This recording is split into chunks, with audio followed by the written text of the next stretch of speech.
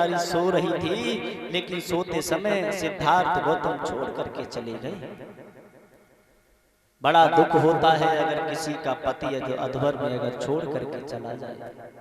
संसार में एक पति पत्नी का ही रिश्ता जीवन भर जो संसार में एक निर्भर करता है प्राणियों की उत्पत्ति के लिए।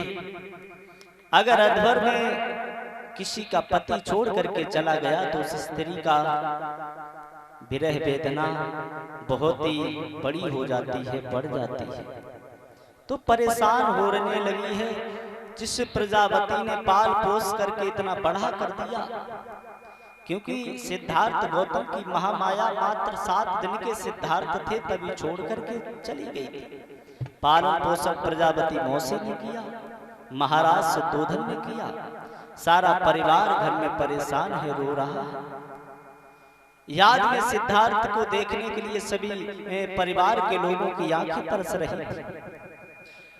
चंदक घर लौट करके गया है तो महाराज शुद्धोधन सभी लोगों ने वहां पूछा भी कि सिद्धार्थ गौतम कहाँ है। तो प्रमाण मिला है जब उन्होंने पोटली के वस्त्रों को देखा है कि सिद्धार्थ गौतम राज वैभव को छोड़ करके ज्ञान प्राप्त करने के लिए चले गए। तो सारा परिवार वहां दुखी है, सारे परिवार के लोग रो रहे हैं। घर में एक ही सितारा था, वो भी बुझ गया, घर को छोड़ करके चला गया। आज दुखी होने का कारण कौन ने समझाया? क्योंकि याद रखना ये संसार एक जैसा समय नहीं किसी का रहता है, और यहाँ ये संसार जो है वो परिवर्तनशील है। आप देखते हैं कि जितना समय बढ़ता है उतना संसार में परिवर्तन नजर आता है। आज समय के अनुसार धीरे धीरे परिवर्तन हो रहा है। पहले कुछ और था, आज कुछ और देखने को है। आगे चल करके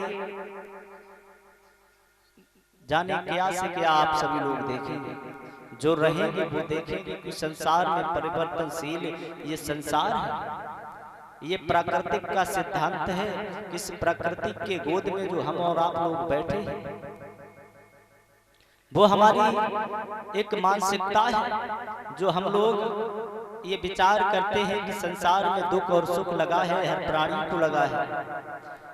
कोई विचार करता है कि संसार में आने के बाद किसी भगवान, क्योंकि हमारे देश भारत के अंदर 33 करोड़ देवी देवताओं का बखान किया गया है, लेकिन जिनके अंदर आज इस देश भारत में सच्चाई भलाई नजर नहीं आ रही है।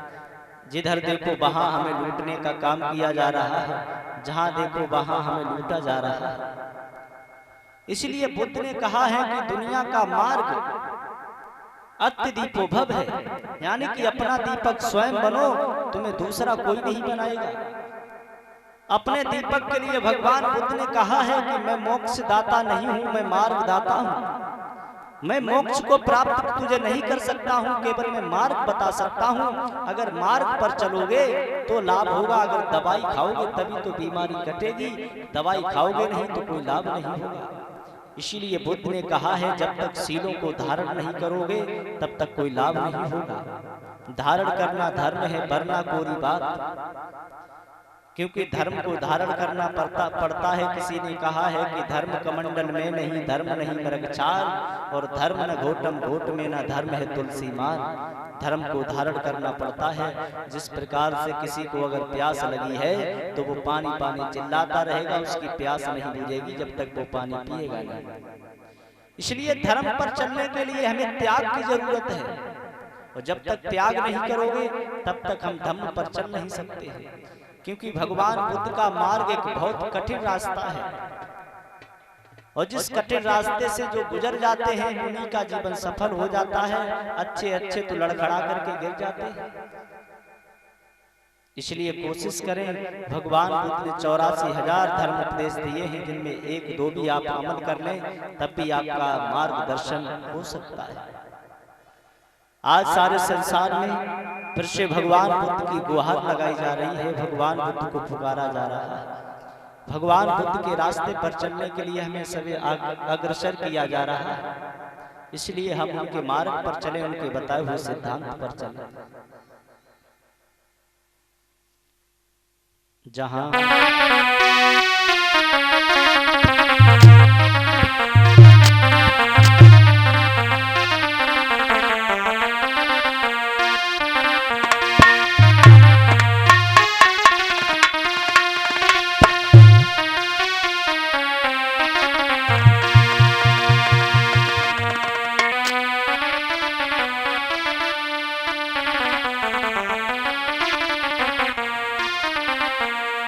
बोलिए भगवान बुद्ध की पंचशील दरबार की।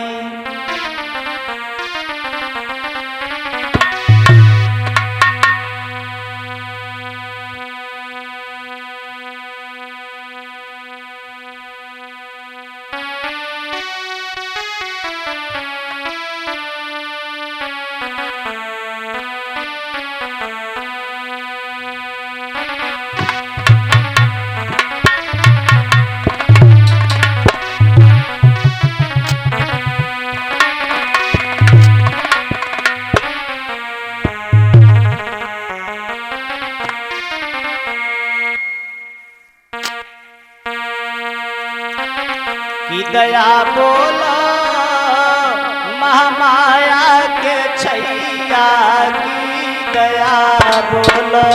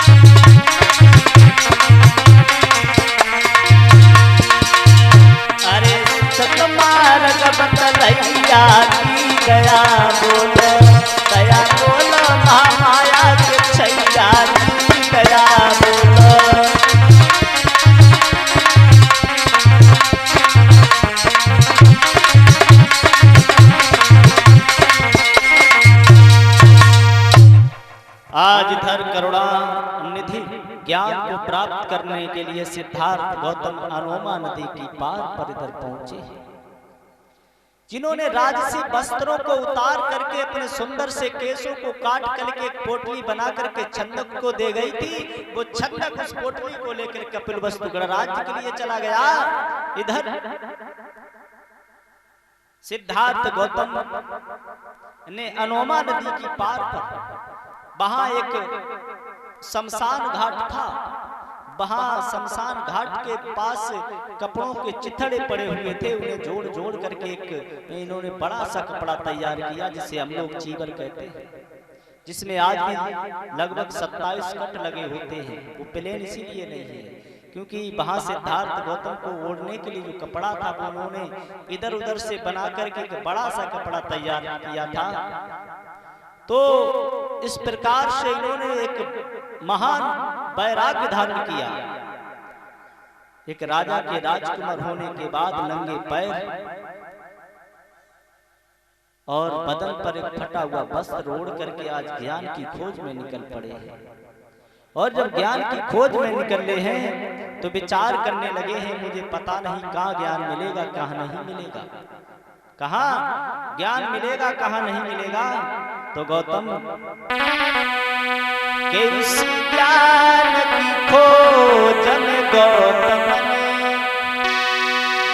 और आगे को और कदम बढ़ाया है।